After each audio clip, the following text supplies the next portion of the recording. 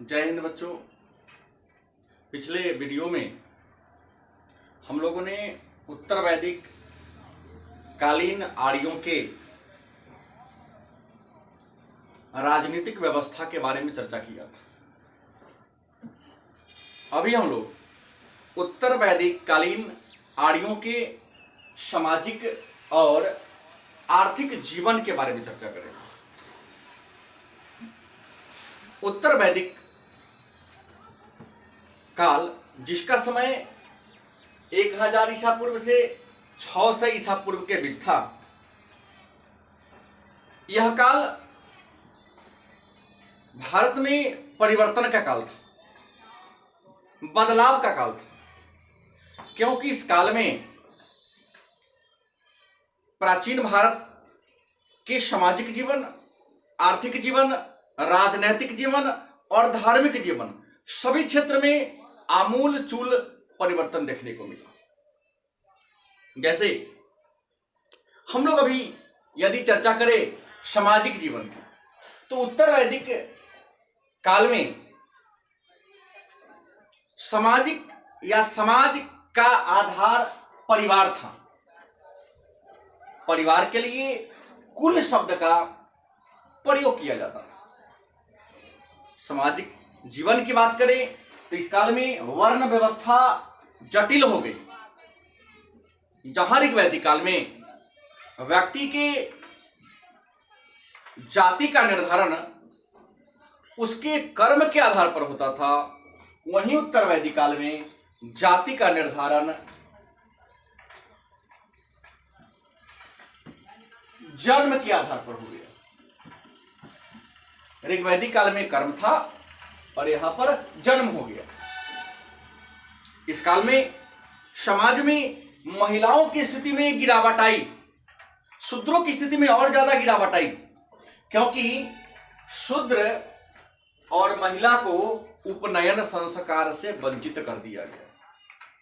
ऋग्वैदिक काल में महिलाओं को उपनयन था, अधिकार था।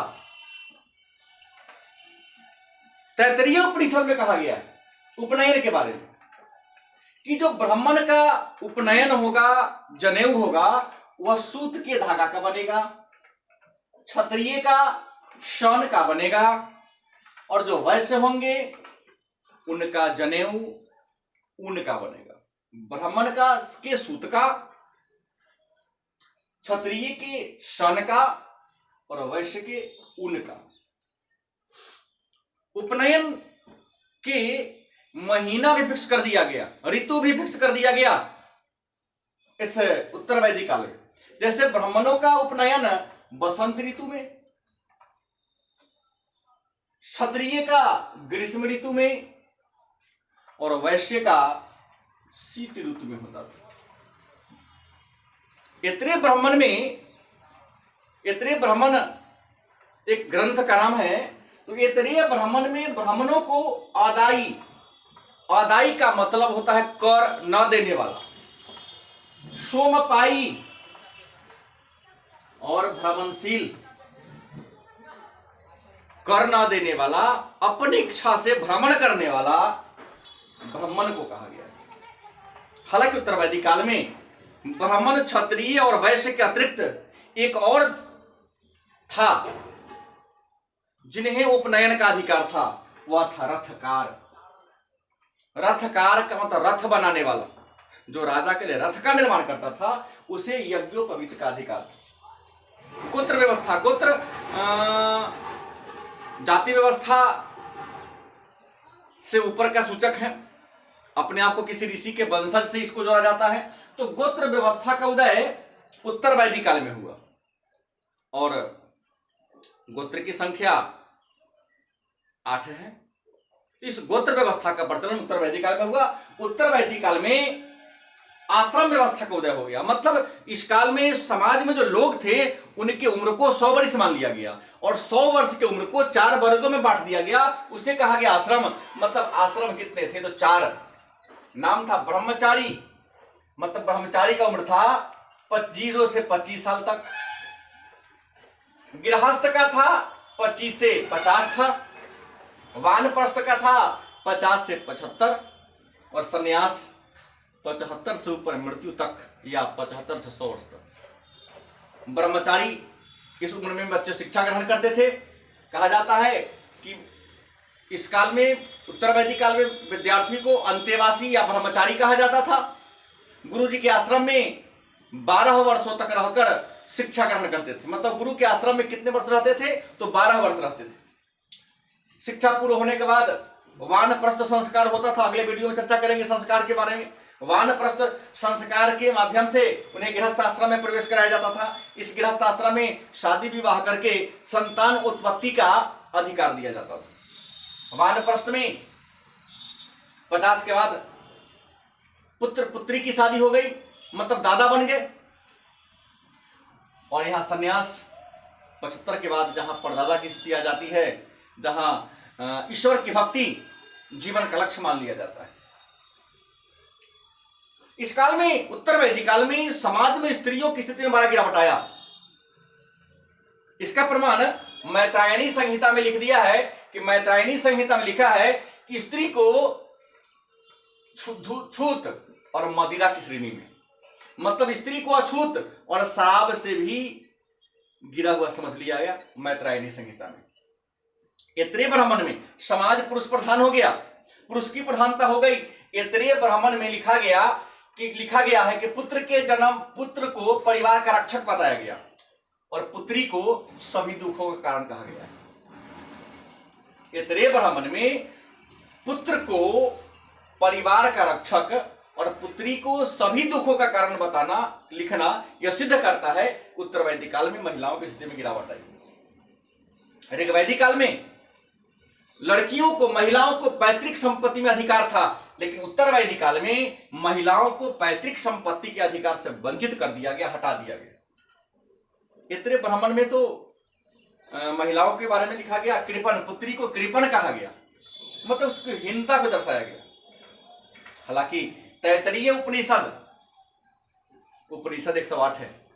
इस सब के बारे में चर्चा हम प्राचीन भारत के इतिहास के अध्ययन के स्रोत में हमने कर दिया है, पहले ही वीडियो जारी कर दिया था। प्राचीन भारत के इतिहास के अध्ययन के स्रोत जहां बताए हैं 108 उपनिषद है। अगर नहीं देख रहे तो बोला वीडियो देख लेंगे, आपको क्लियर हो जाएगा। तो तैत्तरीय उपनिषद में कहा गया है कि पत्नी के बिना पति कोई यज्ञ नहीं कर सकता है।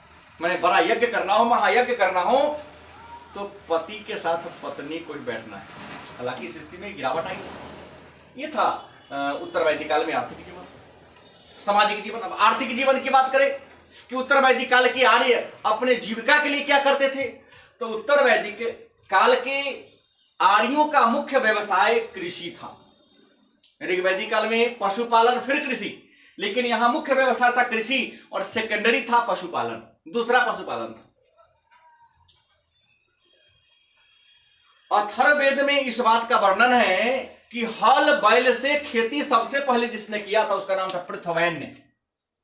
पृथ्वैन्य एक ऋषि पुत्र थे जिन्होंने पहली बार हल और बैल की सहायता से खेती किया था। इसका प्रमाण अथर्ववेद में मिलता है। मतलब उत्तर वैदिक काल में लोहा का आविष्कार हो गया था, लोहा के बारे में जानकारी हो गई थी लोगों को, अतः कृषि का विस्तार हुआ था। भारत में लोहा का प्रयोग 800 BC, मतलब ईसा मसीह के जन्म के 800 वर्ष पहले ही अपने भारत में लोहा का प्रयोग प्रारंभ हो गया था। काठक संहिता में लिखा है 24 बैल के द्वारा हल को खींचा जाता था। मतलब एक हल ऐसा था जिसमें शायद बहुत ज्यादा फार बना रहा होगा, जिसे 2, 3, 4 बैल खींचना संभव नहीं था। तो एक ऐसा हल है, काठक संहिता में वर्णन है, जिस हल को 24 बैल खींचता था। तैत्तरीय उपनिषद में अन्न की महत्ता की चर्चा करते लिखा गया, अन्न को ब्रह्म कहा गया है। यजुर्वेद में हल को सिर कहा गया है और बैल जो हल को खींचता है उन्हें मोक्ष कहा गया है। इसके अलावे खेती और पशुपालन के अलावे ये जो हमारे उत्तर वैदिक कालीन आर्य थे, धातुगिरी, वस्त्र उद्योग, भीषज मतलब चिकित्सक के रूप में काम करते थे। आर्य किन किन व्यवसायों को करते थे? उत्तर वैदिक काल के आर्य अपने जीविका के लिए किन किन कार्यों को, किन किन व्यवसायों को करते थे, उसके बारे में विस्तार से चर्चा अथर्ववेद में। इस काल में लोहा का ज्ञान हो चुका था, लेकिन उत्तर वैदिक काल के लोग या आर्य लोहा को श्याम अयस या कृष्ण अयस के नाम से जानते थे। इस काल में सोना को हिरण्य कहा जाता था, टीन को त्रपु कहा जाता था, और जो मछली मारने वाला मलाह होता था, मछुआरा को कैवर्त कहा जाता था। इस काल में बड़े पैमाने पर मृदभांड, मिट्टी के बर्तन बनने लगे, और मृदभांड जो थे वह 4 प्रकार के थे। रंग के आधार पर जो मृदभांड बनते थे 4 प्रकार के थे। पहला काला व लाल, मतलब एक ऐसा बर्तन था मिट्टी का जिसको काला और लाल दोनों रंग से रंगा गया था। एक को केवल काला से, फिर लाल से, और चित्रित, मतलब बर्तन जो मिट्टी के बनते थे वह 4 प्रकार के थे। काला लाल, काला लाल, चित्रित, धूसर, मृदभांड। व्यापार का आधार था वस्तु विनिमय, माने वस्तु से वस्तु का अदला बदली होता था। लेकिन लेन देन के लिए उत्तर वैदिक काल में भी लोग गाय का ही प्रयोग करते थे, मतलब मुद्रा की इकाई यहां भी गाय ही था, क्योंकि यहां भी मुद्रा का विकास नहीं हुआ था। धन्यवाद।